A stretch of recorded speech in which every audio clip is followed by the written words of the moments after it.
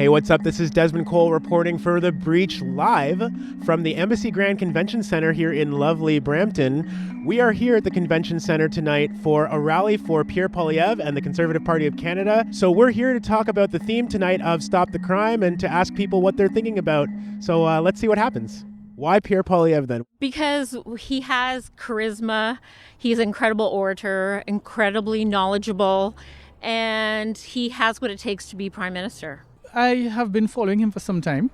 I like how he speaks. I like his confidence, what he calls his common sense plan to fix Canada. I believe that he is the hope for the next one to get us out of this big problems that happened during the Liberals' reign. The way he speaks, what he stands for, if you listen to the Liberals, they can't even talk properly, they can't answer questions properly, and their whole platform is garbage and lies. But one thing that's dogged Poilievre a lot in this campaign is that he's actually not taking a whole bunch of media questions himself. Like, he doesn't seem to want to engage with a certain number of reporters. He likes to call on his safe people, kind of. What do you think about that? I 100% agree with it. The CCP has infiltrated the media. The government pays for the media. Look at Carney. He wants to give another 150 million to the CBC. So obviously he wouldn't want to talk to people that support the Liberals. It's election interference and it's garbage. Well, first of all, I'm hoping and praying for a change. We had enough of this communist regime that is right here, and I lived in communism. I can say that what they're trying to do is communist, net zero, own nothing, be happy, which is not the right thing to do. We came here in this country for a better life. So when you say communism, are you referring specifically to the Liberals? Yes. Tell me about what they are trying to do that you believe is communism. Oppression of free speech. It was the same back home, which was Romania. So you're not allowed to have your opinion because you could disappear in broad daylight. There are a lot of people doing demonstrations in this country, demonstrations for Palestine, demonstrations against the police. Pierre Poilievre has been very critical of those people and actually seems to want a lot of them arrested. Do you defend their freedom of expression and speech? Well, that's different. What is it about the Conservative Party that aligns with your values?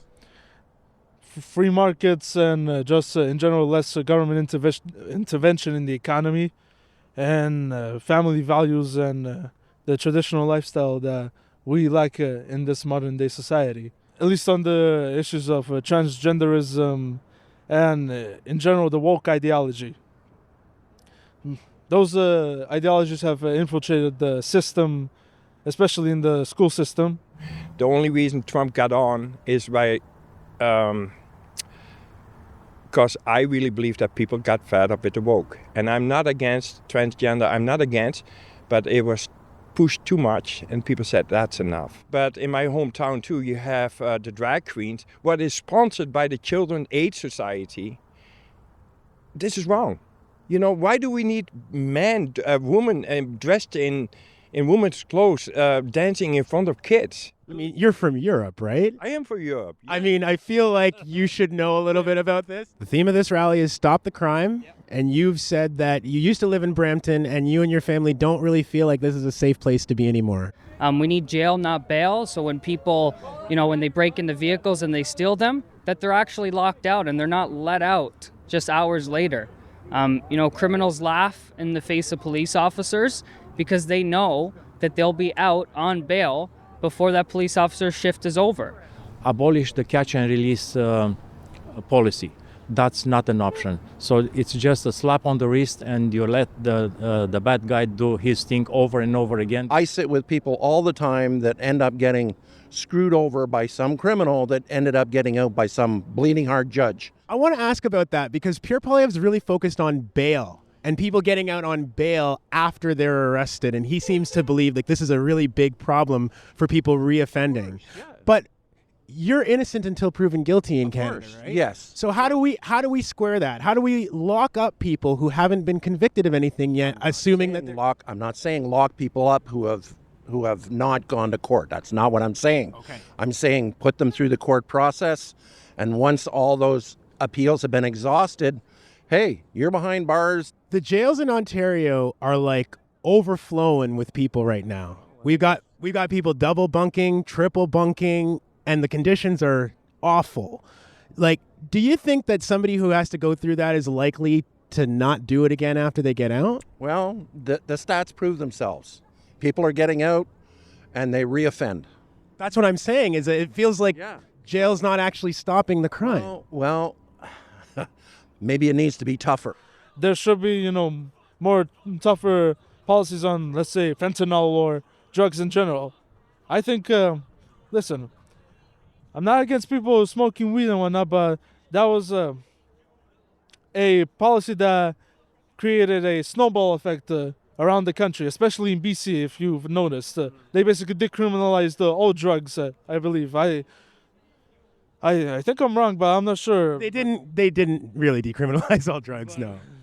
But I might be there right now if they did. Oh, okay. But I think right now the issues for us, many Canadians, are going to be coming down to obviously the Centre Initiative, like immigration. Having to expand, our population to another 60 million people. That's a little frightening. No, we do have economic problems for sure, but that those problems get blamed on immigrants. Do you think there's an issue there? I'm an immigrant myself. Mm-hmm. I wouldn't want Canada to become an immigrant-hating country, right? Right, because it's not that, and I don't want it to become that. And we have a lot of resources, and it doesn't make sense. How can one of the richest countries in the world have 2 million people going to a food bank? And we have to cut our spending. Our spending is out of control, and this hurts us all in the pocketbook. We have to stop the inflation, and Mark Carney wants to even spend more money. We don't have the money, and how can you spend money you don't have? Pierre's plan taking a lot more taxes off of housing, with the rising cost of living, it gives people more incentive to be able to buy housing and for developers to build. Because in the reality, what developers want to see is they want to see that the government gets out of their way. You mentioned climate policy and carbon taxes and things like that. Do you not think that that's a serious issue, climate change and the rising of CO2 in the atmosphere? There's a change to our climate without question. But is taxation the answer? Is taxing us into poverty the answer? So if we can't afford to eat, we can't afford to go anywhere, is that ultimately the outcome? Yeah, I have a problem with that. Thank you very much for your time. Thank you. You're welcome. Thank you very much for taking your time to interview me.